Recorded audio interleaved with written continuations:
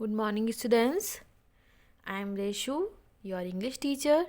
Students, as we are doing our chapter 12 and we have also completed its exercises, all the exercises. So today we will do the next exercise, that is comprehension C. Okay? And we have completed our chapter 12. So let's start. Tarun wants to be. The comprehension is Tarun wants to be. Tarun loves the sound of the fire engine. It goes wee wee wee wee. He wants to be a firefighter. When he grows up, he wants to wear a special uniform, fireproof coat, pants and boots. He wants to wear the firefighter's helmet. Tarun wants to drive the fire engine. He wants to climb the tall ladder and spray water with the hose. He wants to save people and pets trapped in a fire. Okay? So students, hose means होता है जो ये pipe आप देख रहे हैं, रबड़ का पाइप होता है, इसको बोलते हैं होज. ओके. फायर प्रूफ मीन्स कि जिसमें कि आग ना लग सके. ओके, वो होता है फायर प्रूफ. कोट, पैंट्स तो जानते ही हैं. बूट्स देखिए इस तरह के होते हैं, जो ये शूज़ होते हैं इनको बूट्स बोलते हैं, जो ऊपर तक जाते हैं. ओके. लैडर बोलते हैं सीढ़ी को.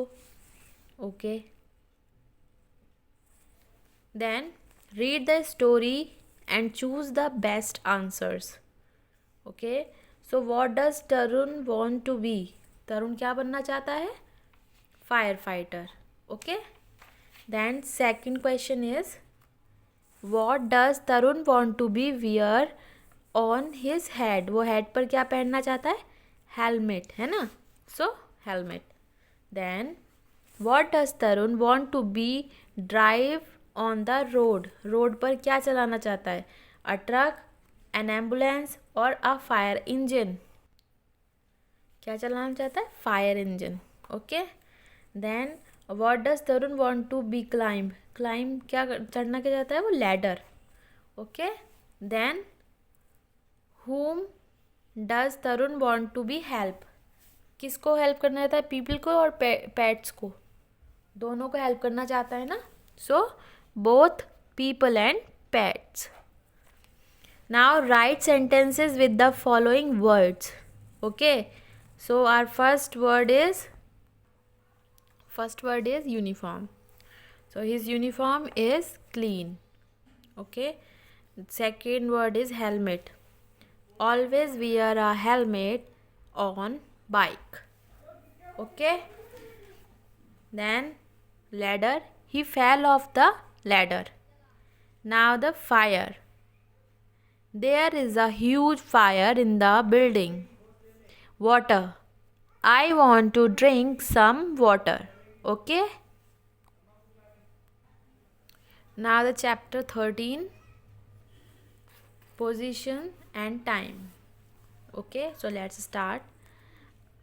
Up revision of preposition. Okay. A preposition is used in a sentence to tell us about position and time.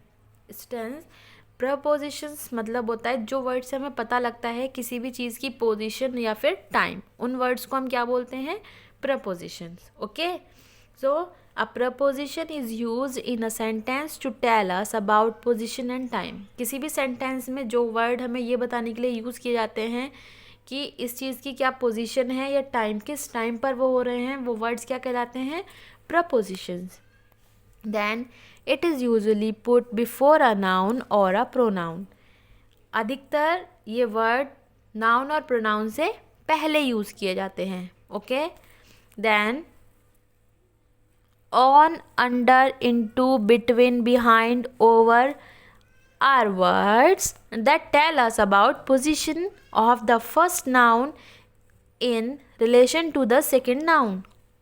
जब कोई सेंटेंस हम बना रहे होते हैं तो उसमें एक ही नाउन तो नहीं होता, उसमें एक से ज़्यादा नाउन भी होते हैं। तो ये वर्ड्स हमें क्या बताते हैं, एक तो उन दोनों के बीच का रिलेशन बताते हैं, ठीक है, और words that tell us about the position of the first noun, और पहले नाउन की position in relation to the second noun, और सेकंड नाउन से उसका relation. Okay, preposition also help us answer the question like where is it, कोई चीज़ कहाँ पर है, किस जगह है, उस आंसर का जो उस क्वेश्चन का हम आंसर देते हैं उसमें प्रपोजिशंस वर्ड्स जो होते हैं हमारे वो हमें हेल्प करते हैं उस आंसर देने के लिए।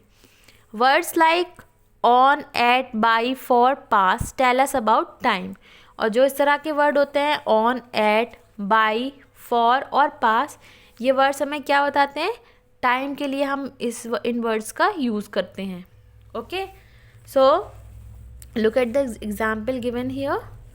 First example is the door is between the windows. अब ये देखिए डोर और विंडोज दोनों ही नाउन है ना। अब उनके बीच में क्या आया, बिटवीन। सो ये इन दोनों के बीच में रिलेशन भी है, रिलेशन दिखा रहा है कि विंडोज डोर और क्या है door, the door is between the Windows, Windows के बीच में है डोर। सो बिटवीन के अगर हम इस सेंटेंस से बिटवीन हटा देंगे तो ये सेंटेंस क्या सही रहेगा, नो, वो बनेगा ही नहीं। सो इसलिए ये वर्ड्स बहुत ज़रूरी होते हैं, प्रीपोजिशन हर सेंटेंस के लिए बहुत ज़रूरी होती है। Then where is the toy, the toy is under the table. अब इसने पूछा कि टॉय कहाँ पर है, हम पोजीशन पूछ रहे हैं, जगह पूछ रहे हैं कहाँ है, तो ये केवल एक वर्ड से हमें पूरा सेंटेंस क्लियर हो जाएगा और आंसर क्लियर हो जाएगा। It is under the table, as you can see here the toy is under the table, so it is under the table, और अंडर क्या हुआ हमारा, प्रीपोजिशन।